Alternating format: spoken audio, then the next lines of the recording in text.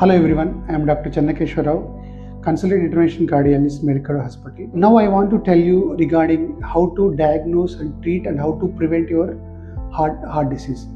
Actually, first you have to recognize risk factors. మీలో ఎవరికైనా risk factors ఏమున్నాయో recognise చేయాలి. రిస్క్ ఫ్యాక్టర్స్ వచ్చేసేసి ఈ ఫ్యామిలీ హిస్టరీ ఆఫ్ కొలెస్ట్రాల్ కానీ, బీపీ కానీ, షుగర్ కానీ ఉన్నవాళ్ళు కానీ, స్మోకింగ్ అండ్ ఆల్కహాల్ హ్యాబిట్ ఉన్నవాళ్ళు హార్ట్ డిసీజ్ ఎక్కువ ఉంటుంది. సో ఈ హార్ట్ డిసీజ్ ఉన్న షుగర్ కానీ, బీపీ కానీ మోర్ దాన్ 10 years ఉన్న వాళ్ళకి ఇయర్లీ యాన్యువల్ చెకప్ ఖచ్చితంగా చేయించుకోవాలి. మోర్ దాన్ 35 to 40 years ఉన్న వాళ్ళకి కానీ every year ECG 2D code ± TMT కూడా అవసరం చేయించుకుంటే సేఫ్.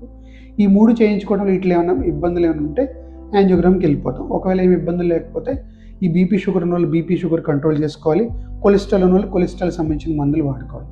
అదేవిధంగా మనకు ఏమైనా ఇబ్బంది అంటే chest pain, significant typical chest pain అంటాం.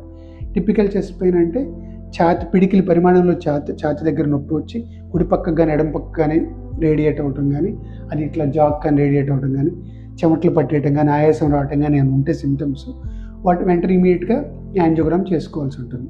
సో ఇవన్నీ ప్రికాషన్స్ తీసుకుంటే మనం మన హార్ట్ని ఎర్లీగా డయాగ్నోస్ చేయొచ్చు. హార్ట్ డిసీజ్ ఉంటే అంటే కొరోనరీ ఆర్టరీ డిసీజ్ ఏమైనా ఉంటే ఎర్లీగా డయాగ్నోస్ చేసుకోవచ్చు. దానికి సంబంధించిన ట్రీట్మెంట్ స్టంట్లు కానీ అవి కానీ ఏమైనా పడతాయా, బైపాస్ పడుతుందని మనకి యాంజియోగ్రామ్ ద్వారా తెలుస్తుంది.